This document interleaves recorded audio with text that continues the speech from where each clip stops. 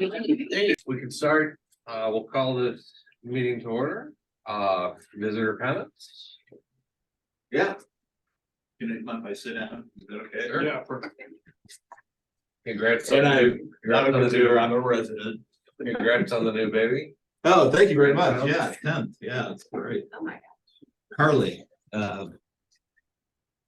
No, I just want to follow up on an email I sent out. Some of you may have received it, or I don't know if you've read it yet, but first, a short editorial comment. Peter Drucker, who was the father of modern business management, he's the dean. He famously said, because its purpose is to create and keep a customer, a business has only two primary functions: creativity and marketing. Creativity and marketing produce results, all the rest are costs. And from that standpoint, I've had a 40-year business career, worked with a lot of great companies, corporate, and had my own business for 24 years. I'm blown away by this business community, and I love to just walk around and just visit, see what's going on, and the diversity of ideas, the quality of the people, the quality of the product, the quality of all of your efforts. I think you have a wonderful business community, and what blows me away negatively, and Pam, you may have some feelings on this, that when people in residence are asked, well, why do you like living in Webster Groves? Or what are Webster Groves' strengths? Or what makes you happy? You'll get back neighborhoods, historic homes, school district, small town charm, central location. Business community isn't even played back, or if it is played back, it's played back really low. And I think that's a shame, because I think your business community is like Rodney Dangerfield. I don't think you get the respect that what you've earned. But yet, like with the holiday thing, which was great on Sunday, tons of people came out, and I just think it's wonderful. So anyway, my career was spent creating new ideas, and any new idea for a business or a product is nothing more or less than a new combination of two or more existing familiar old things reconnected to create a new idea. This is my favorite example. I think Pam and Bub has seen this. This is a Brillo pad. In 2012, a guy came out with this. Scrub Daddy. In 15 years of Shark Tank, this is the single most successful product that anybody's ever done. Mega millions. A person just like us came up with this idea, presented Shark Tank, and now he's like a zillionaire. But this is a combination of more than one thing: size, shape, color, etc., to create a new idea. And so my purpose in my email is that I think Webster Groves has two mega equities: the arts and arts community and its business community. And I just think that, are there new creative ideas to leverage those two massive equities for the benefit of the arts, for the business, and for the entire community, and for our residents? You know, things like Jazz Fest, which pulls 10 or 12,000 people into Old Webster. I don't know how many people shop. See what I mean? I don't know if it drives people into the store. And I think, are there ways that you can leverage the arts in Webster Groves business community to drive people into your store and create new lasting customers? In that regard, Webster Groves' unofficial slogan is City of the Arts. Why it's not the official slogan, Pam and others may know. But anyway, it's moving forward. And for 4 or 5 years, they've had banners on street poles that say City of the Arts. There are new banners now being produced, or in the process of being produced, because these banners are fading. And I know, Tammy, you've had some comments, you've shared some comments with me about City of the Arts. I totally respect where you're coming from. But all I'm saying is that the city in some cases is moving forward anyway. But one of the things interesting they're doing on their banners for you all is that if this is the banner on a street pole, it'll say Webster Groves, City of the Arts, but then down below will be blank. And what they want to do is to put kind of the reason why we're the City of the Arts. For example, on Gore, Webster Groves, City of the Arts, with the Mash Pit logo, or with Paisley logo, or with Novel Neighbors logo, or with Maypop logo. But they're all the reasons why we are the City of the Arts. So really to kind of give people a sense of where the arts are. So I think that's, you know, if you're interested in that, I talked to Jenny Starkey because I think she's the one heading up the banner thing. But I think beyond that, I just think there are a lot of interesting, cool ideas to leverage these two equities together for the benefit of the entire community. And that's all I want to say. And it's more than just events, it's ideas that will drive customers into your store. It's not just having concerts in the street and stuff, which I love. You know, I love community events and, you know, Pam and Dennis came to Webster Grooves. We had it at Masonic Temple. That was a, you know, one-time event. It didn't drive people into the stores. And so it's like, how do you drive people into the How do you drive people into?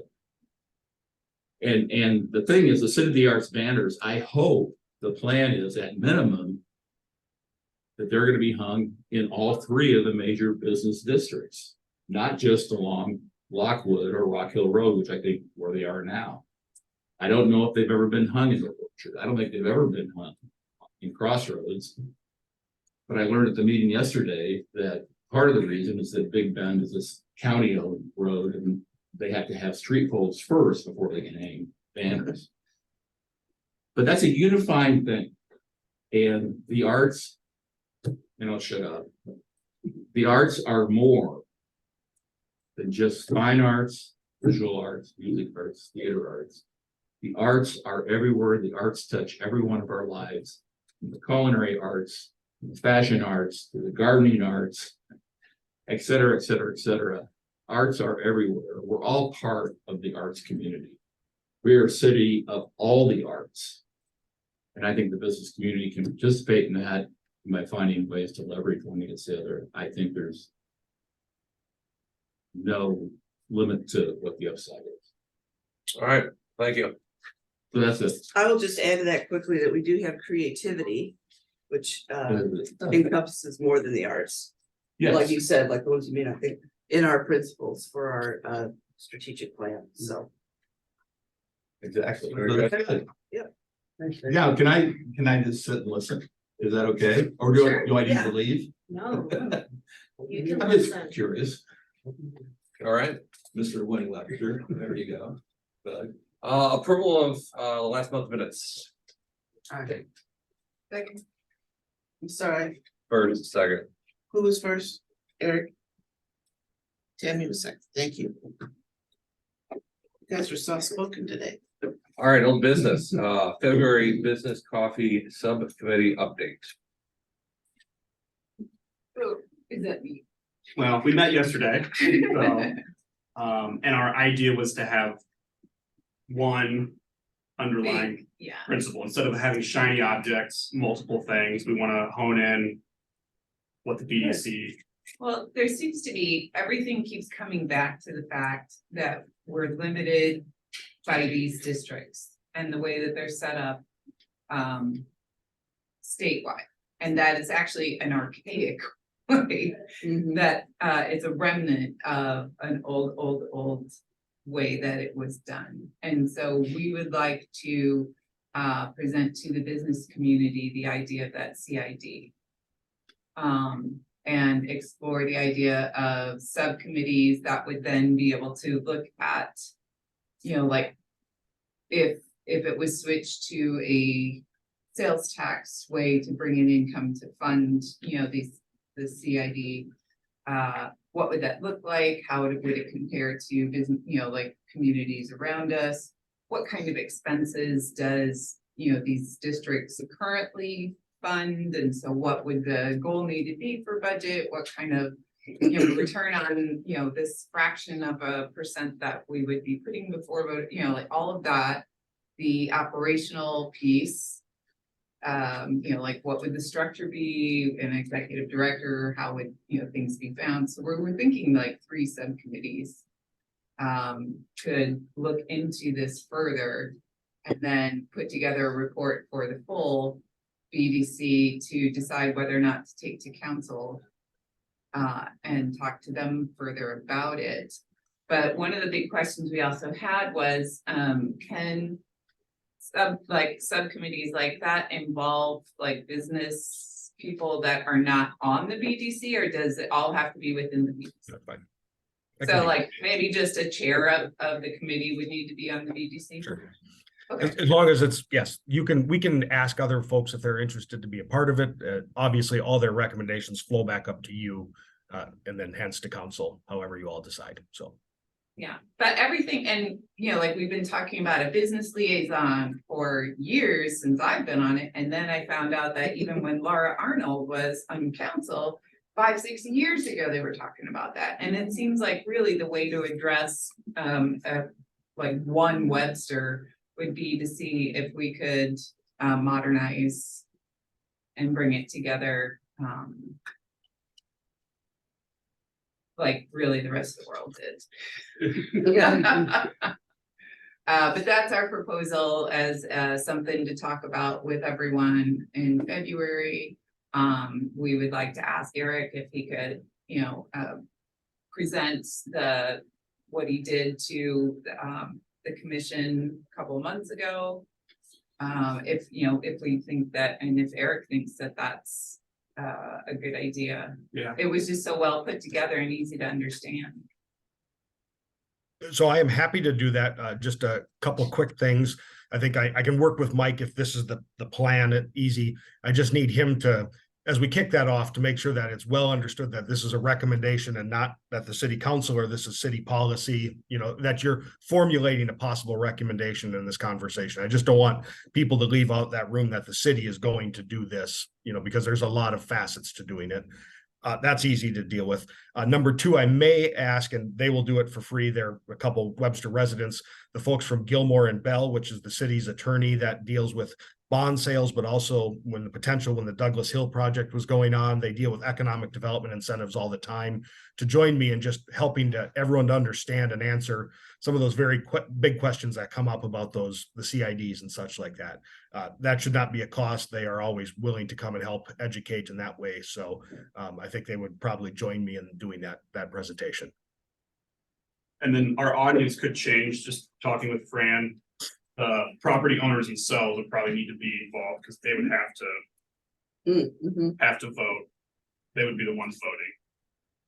Right, so yes, in February, it's just hey, this is something we would like to look into further. Is there anybody that wants to be on a committee with us, kind of thing? Just introducing the idea more broadly, see. Oh, and the Sounds date, good. we also, we had to switch the date because it was Ash Wednesday and Valentine's Day.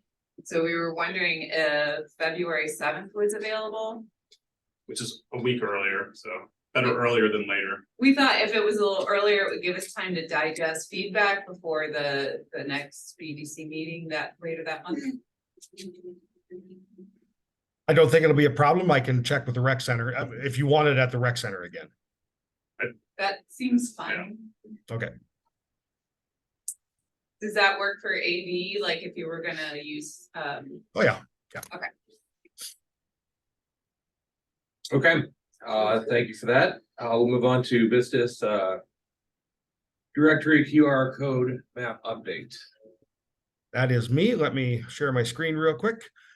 So we are close to, let me get this up, close to launching our, I shouldn't say launching, to building out the business directory and the QR code map. We have tied that in with a couple other initiatives, and Blue Dot is going to provide that for us. I'm going to just show you a couple different examples so you can see. This is Salina, Texas, and this is their business directory built right into their website. It's the same function through Blue Dot, by the way, free for all businesses here, and I'll explain some of the provisions, but essentially it is a dynamic map that allows you to search and filter by different types of sectors of retail or restaurant and dining. Lets you tick by an area, so we'll be able to identify commercial areas across the city, and then also different categories that we may describe. And what I wanted to really highlight is that this function fills a lot of other functions as well. So Tammy, I'm going to pick on you with Maypop and just give you a sense. If this was your business right on top here, the 3-day dance Selena, you see this says sign up for a trial dance class. All business owners will have the right to go in and make their edits and changes, add a feature like that if they're having an event or a promotion, add it to the directory. Also, if you have a job opening, that can be posted there as well. So workinwebstergroves.com can integrate fully right into the business directory. The business owners themselves, it's absolutely free. They get an account that they can set up. They don't have to set one up, but if they want to make their edits, they can set one up. It flows to the city. We simply have a button to press to make sure there's no profanity and other issues, and then on it goes onto this interactive directory. We then would have matching QR codes so that in Old Webster, if you want to pull it up and find out what are nearby businesses, we can certainly provide a QR code that starts the map in Old Webster, but people always can expand to the full one. The same for the 3 districts all the way across in other commercial areas across the city. So this is not only on our website, but is also app-based and can be used. This is Cibola, Texas as well on their business directory right in through Blue Dot. And there again, you can see the whole geographic part of their city and their different businesses, and with promotions they're running as well. So you can see, River Rat Tattoos is running a promotion that is allowed to be on the site. And so this is a multi-purpose function for us, and it allows us the ability to get that up and running without having static design and being able to get people pulled in. And on top of it, we're going to get the businesses that don't talk with the city quite often because it's using other data sources than just us. So of course, there are businesses that don't need a business license, that may not pay sales tax. They have really no business with the city. So they're not flowing through our database, and that now those folks can be on there as well. Home-based businesses are the big ones that really jump to mind. And so that product and that service, we have signed the contract and are ready to move forward. All in, that whole directory that you just saw there in the database behind it cost the city about $2,000 a year. So that is cheap money for all that product that we're able to get, and we can still make the collateral, the QR code, and the Explore Webster Groves brand with it, and all that kind of stuff to really fit our community, but we don't have to spend a lot of time and effort trying to keep maps updated on the backside. So this is a platform that we would be subscribing to, that somebody would be populating with content. So it would be populated with content. They would pull not only our current database in, but they will take all the different, these economic developers use geo-targeted and geo-fenced different datas, and they're going to mine all that data. It'll come in and it'll take a couple of weeks. They'll go through and give it a cleanup, and then we'll give it a cleanup. And then really, in this conversation with business owners between letters and emails, how to get in, how to log in, how to make that. Again, so Tammy and other business owners, and Julia, you can just log in, change your hours as you want, change your postings. You have a job opening, post it up there. And we can drive people through all our different efforts into that space. And I will tell you that it's been a real challenge at City Hall. Even the business directory we have, which is a static directory, needs a human intervention to change all the time. It's really tough to keep up with, because when businesses close, we ask them to tell us, but we often don't know if the business closed. So. Okay, thank you, Eric. Questions? Yeah. Yeah, it's great. Okay. Nice. Julia, I see Julia, Tim. Oh, Julia. I just want to say this looks like an amazing, great solution. Did you find this? Who found this? Yeah, so we had been, before, Blue Dot also has part of that provision. This is to the online business license renewal, which we've talked about. Blue Dot has that ability. And so as we talked to them about some of the other challenges that we see, like this map, how do we keep having different programs all around? How do we really try to pull some of that together? So that's where it came from, that conversation. The next ultimate step, which we aren't turning on right away, is Blue Dot runs a rewards program citywide that we can be a part of. And that ultimately is, and how it's run by most cities and big cities. Vegas uses this. It's the open rewards platform. Is the city primes that well and puts in money. So if I spend $10 at Julia's store, I earn 5%. So that goes in my little rewards bucket, and then I could get that back, for spending at a Webster Groves store. But that, of course, needs an influx of capital and money to go in. And we wanted to get the program and the directory built before we tried to pivot and see if a rewards program would be the right way to go with shopping local. That's Nice. cool. Mhm. Mhm.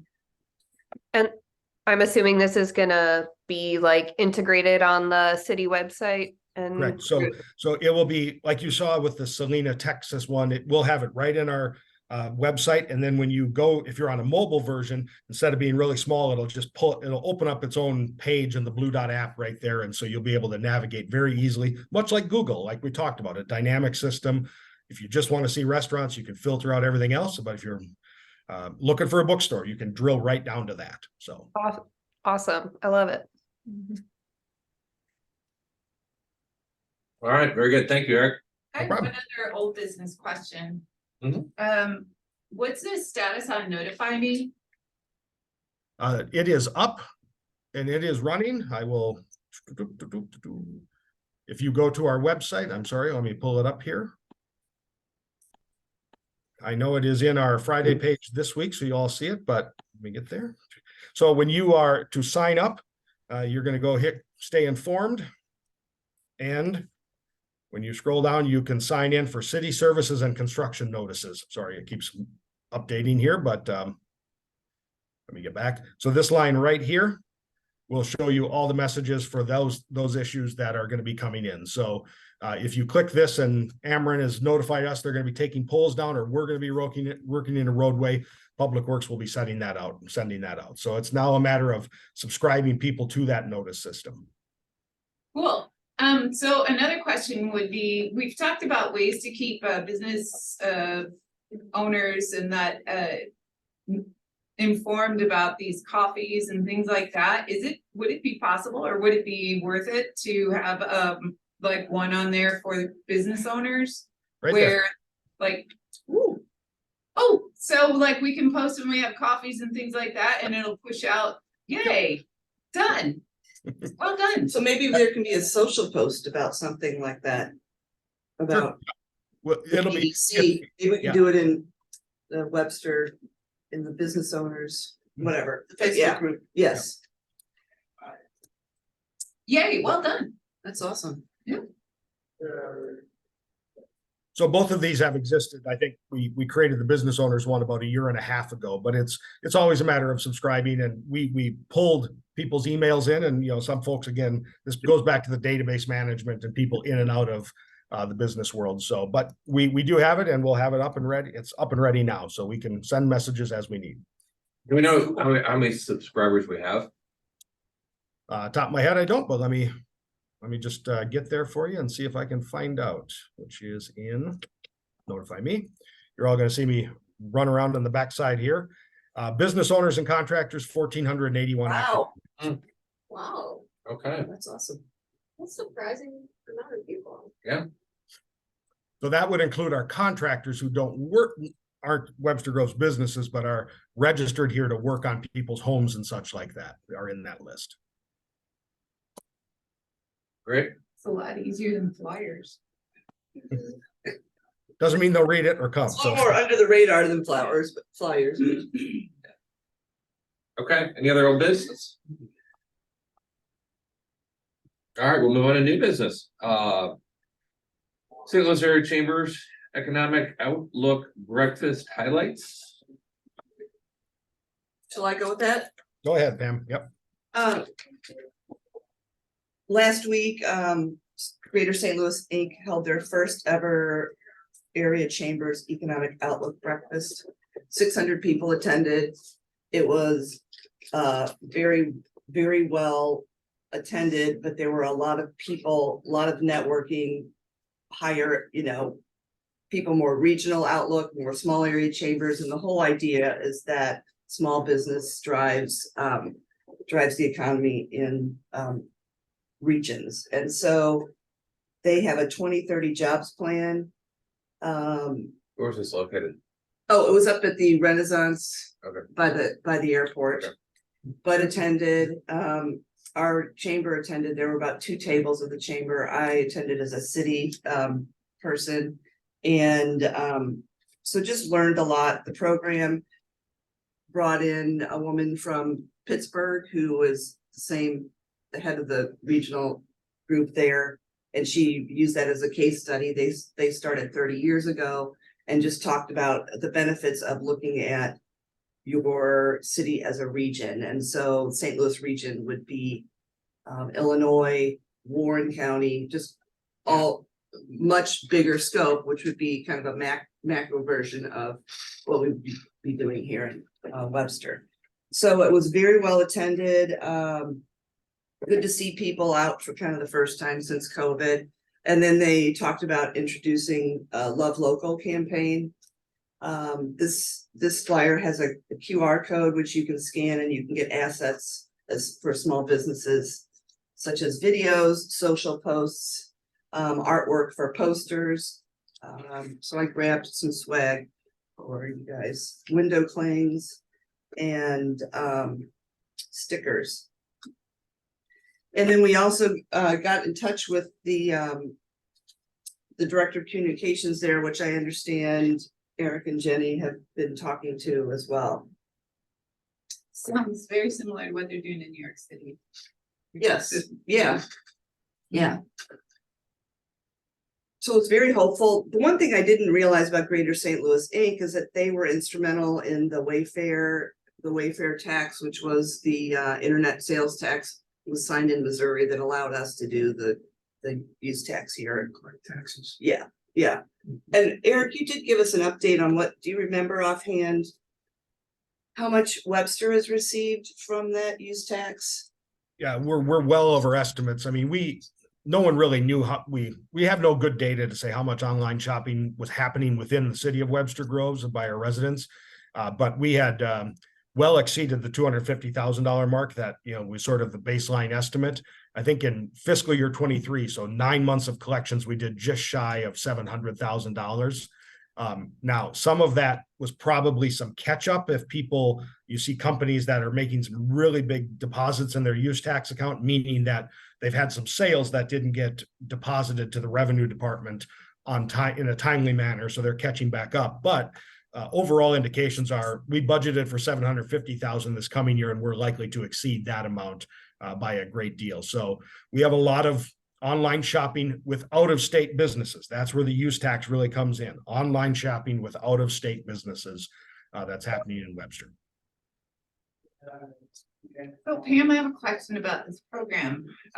In the New York City model, and theirs has been, evolving over the years, they're starting to like zoom in on certain areas and like work and promote those. Whether it's in features or like pushing it out to the region or whatever.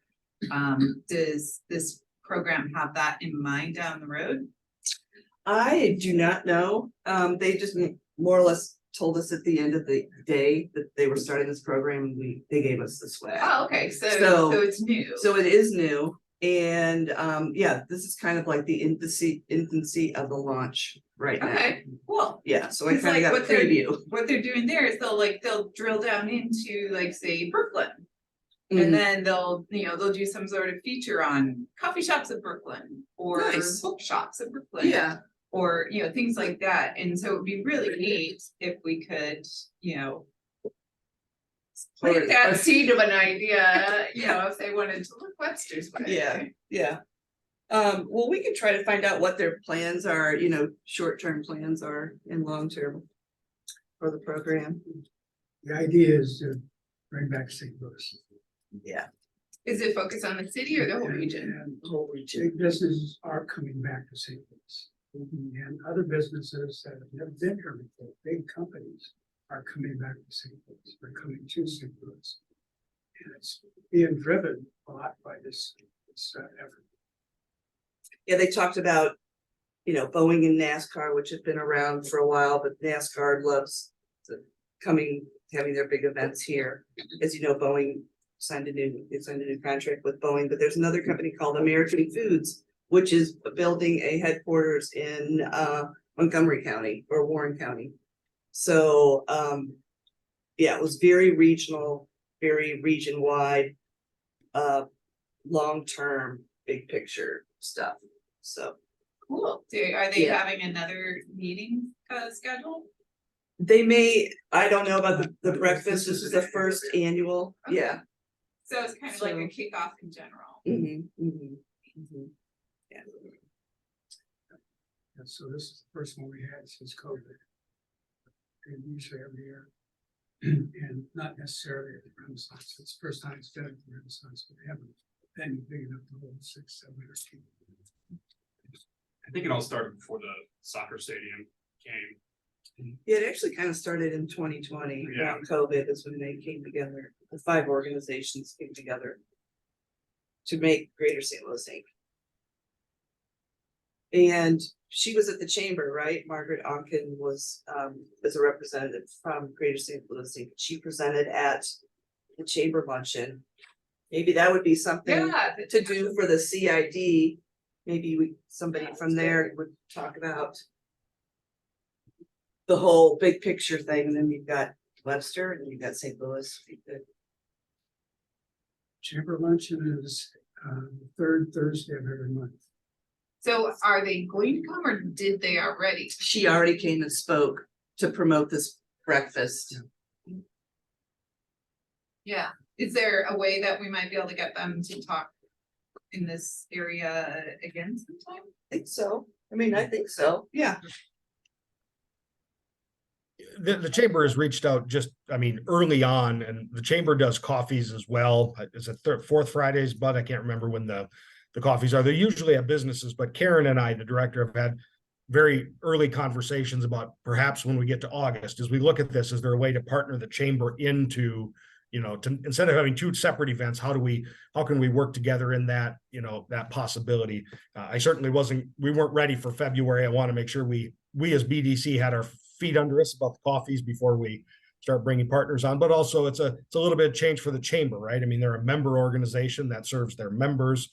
Not to say they don't serve the whole community, but they are a member organization and they highlight their member businesses with those coffees. So it's a change of model a little bit for both parties at that table. Yeah. But we can definitely work together towards that. They're good partners with us.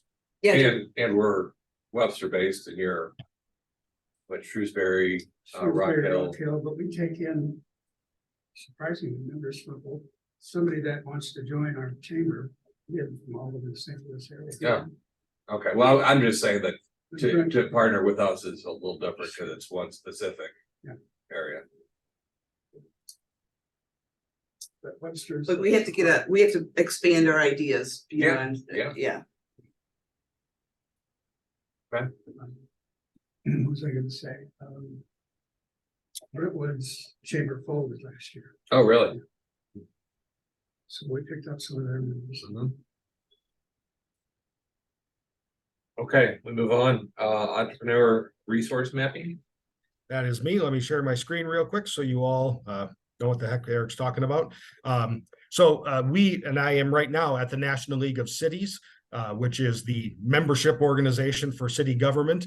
And we are gifted from them to be part of their city innovation ecosystem, what's called CIE. And that is the program that last year gave us the ability to do those micro grants for women-owned businesses. We're in it again this year. And this is really about new business potentials and entrepreneurs looking at a resource map. So what's available and where does an entrepreneur go if they want to open a business in Webster Groves or in our collective region? SourceLink is a for-profit spinoff of the University of Missouri Kansas City, and it will be creating for us through this program, free of charge again, from the National League of Cities, ultimately a resource poster and report that is a piece of collateral, print and electronic, that an entrepreneur can go to and say, I need help with capital, finding capital, where do I go? I need help with labor, finding workforce, where do I go? Those types of resources will all be laid out for across the region, but for our work in trying to help entrepreneurs open up. So that will be that will include then a data collection workshop that they will be doing with community resource providers, not necessarily the businesses, but the providers of those resources in our area. Again, this is free to the city, but ultimately come about earlier than this time, summer next year, I would say probably April to May, we'll have the full report and also that collateral from SourceLink that will be ours and ours to use and going forward as businesses want to open a full resource map of where to go and how to work through those channels to help an entrepreneur crack open and get their business started. Sounds very cool. So I just wanted to give you that update. We actually will meet with our those folks while we're here today. So we'll have good examples, but I will, they sent a draft map over from the other side of the state, what they call their resource map. I'll make sure to send one to Fran, and that way you can send it out and we can all see what it'll look like. But again, very little work I expect for the BDC, but it's a free resource. And again, to help bring entrepreneurs to our region, and also for those that live in Webster Groves, open their business if they want to. So. Okay. Move on to the meeting schedule, separate sheet here for 2024. Mr. Chair, everything is the fourth Thursday, as we always do, except for November. Moved that because of Thanksgiving, so just wanted to make sure that works for everyone and dates and such before we go ahead into the next year. Looks like normal to me.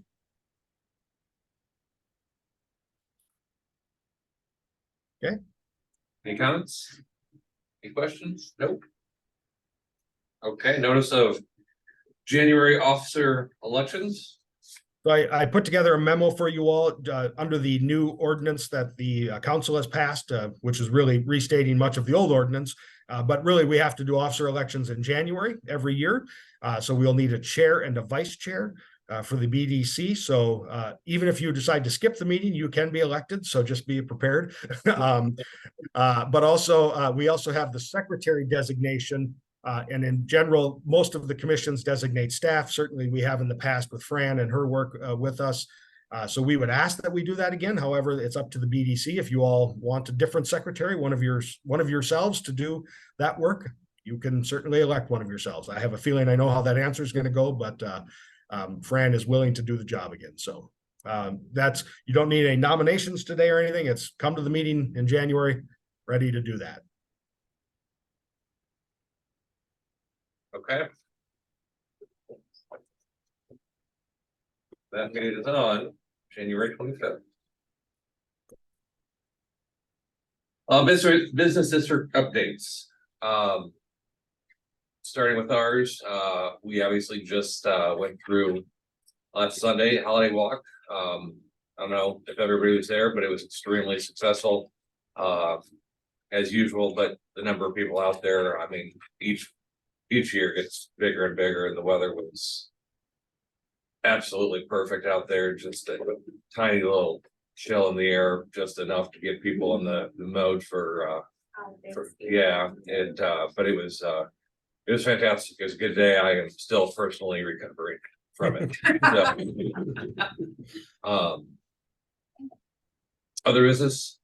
So one of the things that we used to do at the meetings was talk about like businesses coming in and out, you know, like Yeah. new or ones. Okay. Do you have any kind of updates like that from them? Just the new, I forget the name of what the restaurant where 23 West. Oh, but it. 23 West. Yeah. The coffee. Well, the coffee place opened, and Madrina? Madrina, they did their soft opening last Thursday, I believe it was. It was the 13th, whatever day that was. Last night Monday. and Monday, they Monday. had Monday. a charity event. And then it's It's a last soft- night too, I hear. They're doing soft things. Yeah, for- so I believe after I think Friday after Thanksgiving is when they officially open. Mhm. Oh, and then So- we have collections by Joya. They. Mhm. I opened- saw that, I said, what? Yeah, They're just here for the fourth that's a big quarter. deal. Good. Yeah. Oh, Right. just pop up. What about, is it Telvy? The Lauren's They've been doing soft openings too, Okay, cause I noticed the sign is up and family and friends kind of thing. okay, What's telling? Where's that one? It's a new It's coffee so shop much. in the upstairs section of Rolling Ridge. Oh, okay. Oh, okay. it may be Tavy, I can't remember, but No, there's an L it's, there. okay, tell me, yeah. So those are Balkan Treat Box owners doing a coffee shop. And then obviously Stacy moved and has her youth shop open in her other space. Which is also only for the fourth quarter. Oh, is it still only in the fourth quarter? That's my understanding. Unless she's changed her mind and signed lease, then I don't know about it, Okay. which is certainly possible.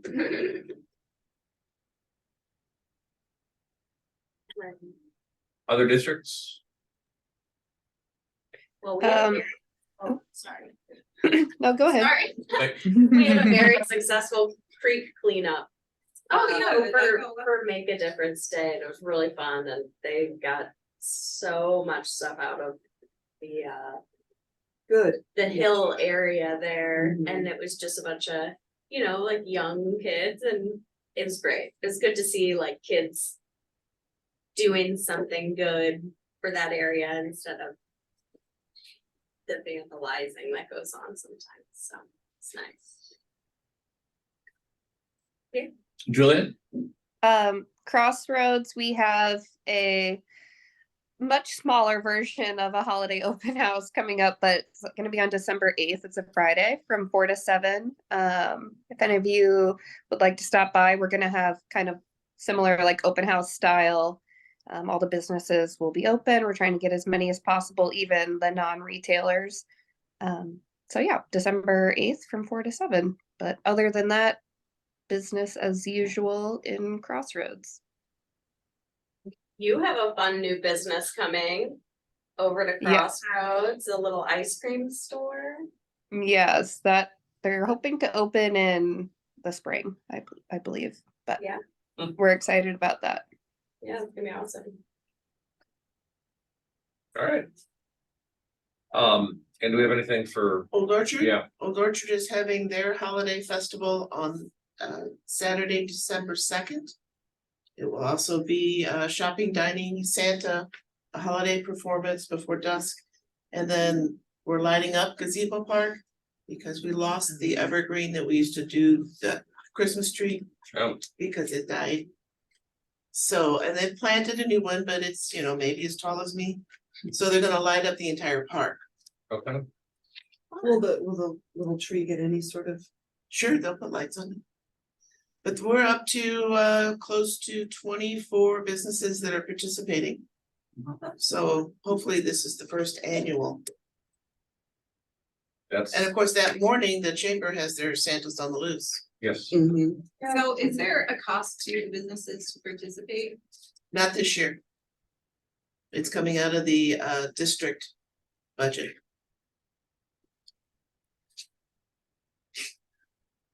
I'm gonna take a step back on new business. Fran knows what I'm gonna say here. Just thinking about how to bring Webster together and think about events. It came to me that, there's nobody for us in Old Webster to talk to work with the other districts, or even area like you. Maybe this commission should concentrate somehow on building up trade associations for each of those districts. If they've got 24 people that are working together, maybe somehow we can help them come together and put together a trade association again. They ever have one? They did it one time, Yes, they did. but What if if we're gonna put in efforts to a trade association, why don't we just make a Webster wide one? We've talked because about that. I don't think that's gonna work, because we're so established here. I think it's gonna be very difficult to say, let's do a Webster wide. We've got the money, we've got the people in place, we've got everything, but I think we need to start by getting the trade associations going in each one of these things, so we can go in order to talk about different things. And start to think about putting events on as Webster as a whole. And I think about the 4th of July. I think about the parade, I think about everything. I think about, that would be a great time to really promote all of Webster to come in. But we would need help is one trade association to be able to talk to these other people. I think the best way that you join a city is stop segregating it by areas and you bring everyone together on one trade association, and then you're bringing all the people in the same room. Instead of having all these little. Which is the point of the subcommittees and stuff. CID, I mean, like that, Right, it's like- a step, going to more trade associations would be going backwards. Right, you need to stop adding more layers to the cake, you just need to Make a bigger cake. you need to sit everyone around the cake and eat the cake, you know what I mean? You just, it's all about bringing the people together and then you're getting more. I think it's great that the Old Webster Trade Association is so established. And that way it's easier to absorb in these new business district areas. You know, It's not really that easy. it's not that easy. It's not that easy. Because you don't have anybody that we can talk to in these areas. But if they join, then they're a member and then you're talking to them. Yeah, it's not, it would become the Webster Groves Trade Association and not the Old Webster Trade Association. And then you release the boundaries on who can join, and then it's anyone who has a Webster business can join the Webster Groves Trade Association. You know what I mean? And then you can have events, and then it's the Webster Groves Trade Association that's hosting. Which would also then transition into the ability to communicate and organize the CID board. Yeah, and then you're all meeting, you're all Yorkshire, all your area. Crossroads. Areas, We're all at the same table. one Webster. one Webster, that's what we have. That's to- what came up in our That's our slogan. discussion. for That the was, city. yeah, we were gonna try and We're gonna commandeer that slogan again. You really have to be, you have to stop slicing the areas up and separating the people, you have to bring them under one. I think that's the only way to do it. Well, I think that's gonna be very difficult to do because there's no voices out there. I mean, if you're asking the Old Webster trade to start inviting other people in, we're not gonna be able to service. Because there are different locations. I mean, the Holiday Walk is an area, we're not gonna look, I mean, we've spent 20 years putting this together to build up. That they come on, that's 37 years to come to this area. We don't want to split off that specific event to 3 different areas and cut our people in a third. But you're not, So you want the benefits, but you don't want to share. No, I want to put it in a position where we could share. You're asking us basically to take on the rest of the city to carry the city. We're not asking them specifically to do it. We're saying we can create a new one and you guys can join. you're just, But why? all I'm trying to say. We're already set. I mean, as Fran just said, 37 years of this holiday walk. Why would we all quit this association that's so successful and join a new one? Because you were saying you want the 4th of July and all these other things to be a community-wide thing. I'm saying we need to work on it as a whole, not just all of a sudden everything is all of it. I think it's going to take time to build that. Right, well, I think it takes people coming in from those other business districts and participating in the trade association, and it's not, you're not. Taking away the holiday walk and the holiday open house and stuff like that, you're just, And even different areas can still have their own focus. right, it's just, you're just adding on to the. Well, as you just said there, collaborative. as you It's said, just- you're just collaborating. as you just said there, too, they can have their own focuses, each area. But we need to support them to get a trade association going so that they can actually do those things. I think we all know how trade associations would work. I mean, it's not like we would need to be educated by Old Webster and that there would be a learning curve. I think, You you know, could be the teacher. Am I just real quick? I see I'm sorry. five people, the 3 now. and two others. Marshall and Yorkshire. Mhm. So it'd be 5 individual leaders. Mhm. But one organization. And you could teach them how to put it together. I mean, not you personally, but your Right. organization. And that's what I'm saying. Somehow this commission works to help. I mean, I've met with Old Orchard and talked with them. And I was surprised because I had a member that was on the old association, and I felt like I was explaining what an association was to him. But they've gone nowhere since then. I'm gonna say I see a difference. A community improvement district is kind of a government organization. Webster Trade Association is separate. Mhm. We have the old Webster, business taxing district and the other taxing districts. So you already have two anyways. What we would do is be incorporating all the taxing districts, adding 2 more, well, making it citywide to include everybody. So I'm not sure I see them as excluding. I don't think you would have to join. You could continue as your Old Webster Trade Association. Is that correct, Eric? Or no? Yes, a trade association can be any It's boundaries, still any of there. the ones. I think the Yes. key of what you're talking about, though, is you're talking about tax revenue, right? So however, right now, the business district, that revenue that it creates cannot support functions from Old Webster in Old Orchard or in Crossroads and vice versa. And we can't take any of those revenues and use them in a place like Yorkshire or up in Zeta Dell because the state law limits their usage in those areas. So that's the functional government side is what is, and I think Tim would agree. We put a lot of money from the business district into the trade association, and that can happen under the current model, it can happen under a new model and such. So I do want to just highlight Julia's got her hand up, Tim, so you know. Oh, Julia, thank you. Sorry. I spent a good amount of time last night looking through Eric's CID proposal, and I would encourage everybody at this table to do the same because I was kind of skeptical or like, do we need this? But it really does seem like a really good solution to incorporate everybody. And yes, like everybody's saying, like that doesn't mean we have to get rid of everybody's different trade associations or your trade association. But it would just be like a one unifier for everybody that would be pulled from sales tax potentially.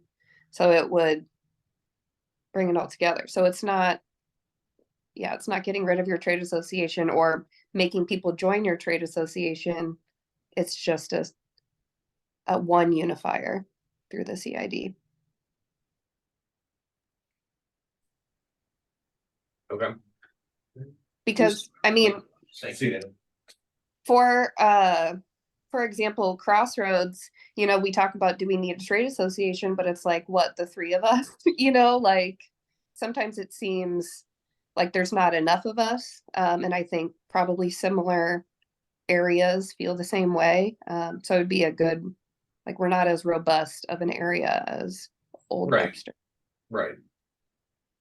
That's kind of why I was asking about the holiday thing in Old Orchard.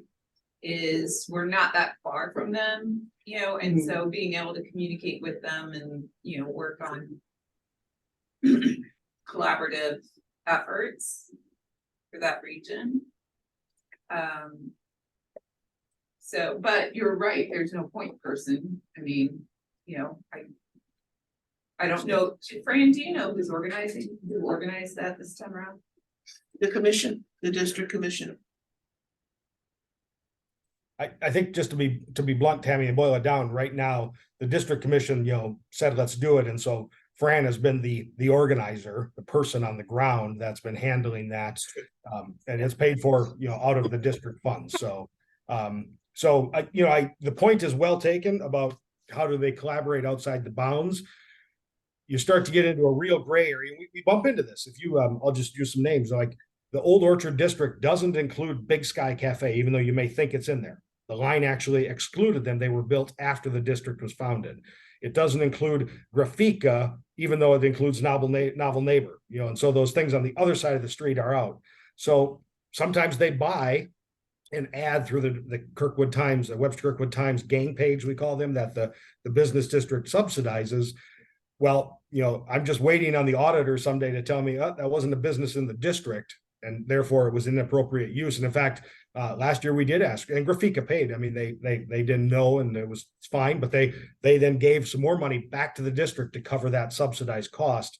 And I don't want us to live in a fear of the auditors, but we don't want to get into a place where we see tax dollars paid by people for a district starting to flow in a way that isn't well understood by everyone in that district. So, you know, one or two businesses is not a big deal, but when we start, that's really the point of, are we going to be in this model or a different model, or do we lay a model over the top? Because that when tax dollars flow, that's when, you know, things get a little more, not problematic, but just concerning in details. It's difficult. Well, it sounds like we have a pretty good topic to talk about in February, which is how to bring us all together. Yeah, Fired up. All right. Do we have an Old Orchard update? Oh, yeah, you did. You gave us the holiday one. Okay, Yep. cool. Tiny tree. City updates? Councilwoman?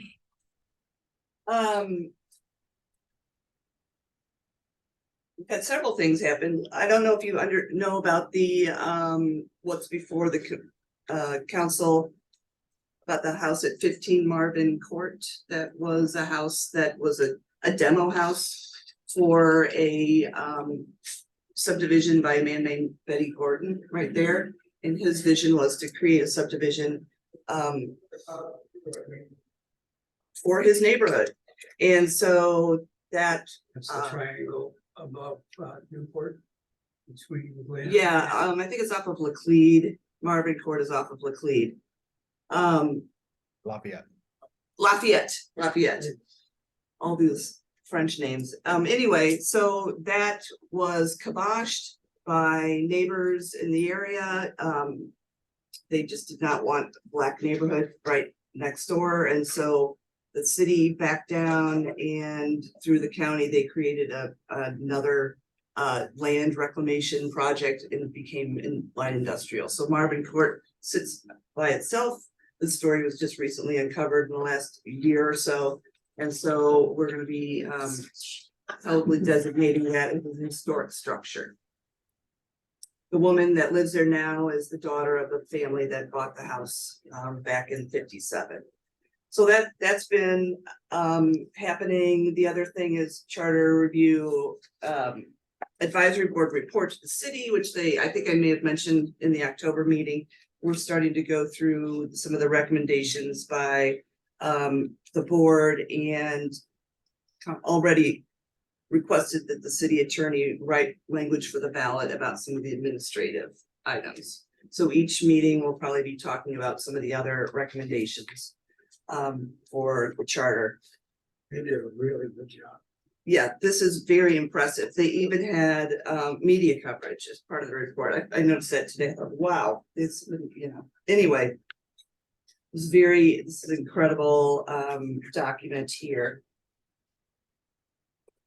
Oh, Destination Webster Groves, we're talking about the bond issue there. The 22.1 million is the max we can get for various parks and recreation initiatives and things such as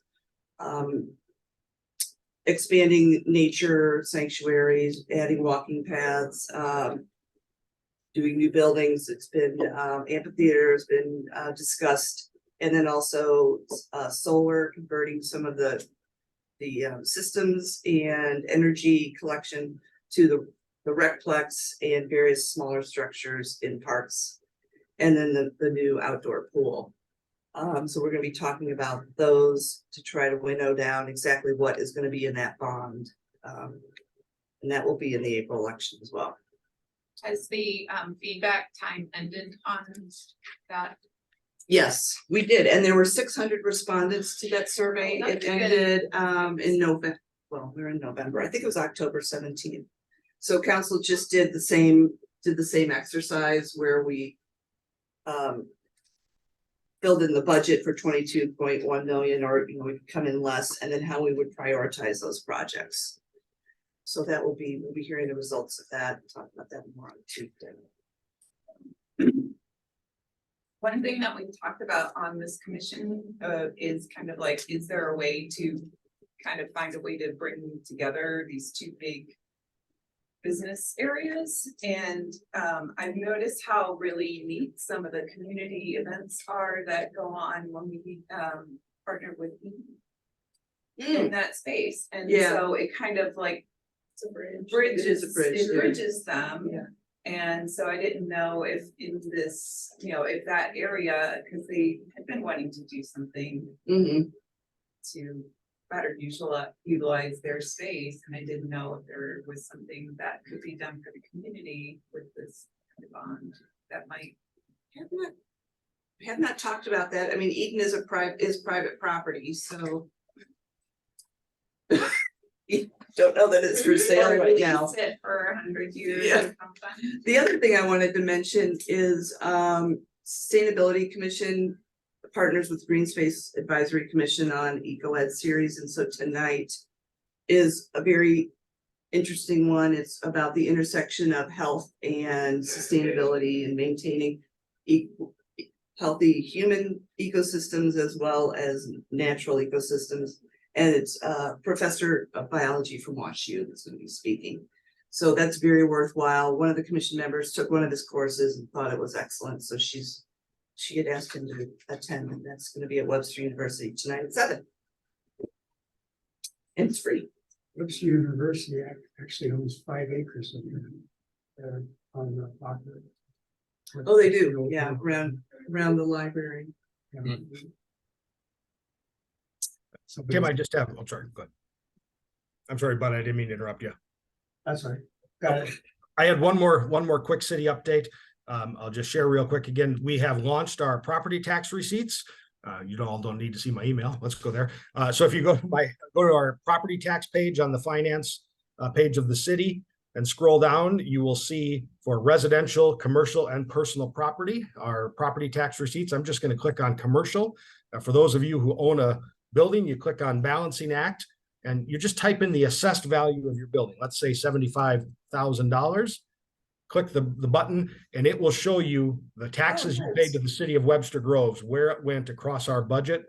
So you'll get a receipt, it looks just like a receipt that you would get off a cash register. Shows you where your taxes went to fund things of the city. It does not include the business district taxes. So if you're, the business district's not in there, this is just the general taxes that you pay to the city of Webster Groves, of which 9% comes to the city of Webster Groves. So there's our dollar bill emblem, so you can all see how much comes to Webster Groves versus the other taxing districts that collect property taxes. It's very good data visualization. Yeah, Eric. it is. Thank you. Yeah, it I is. love the dollar. Okay, anything else, anybody? No meeting in December? No meeting in December? We'll see you guys in January. Have great holidays, safe holidays. Happy New Year. Successful holidays. for Yeah. everybody. Who do you think's gonna win Turkey Day? Well, who are we gonna vote for? You need to vote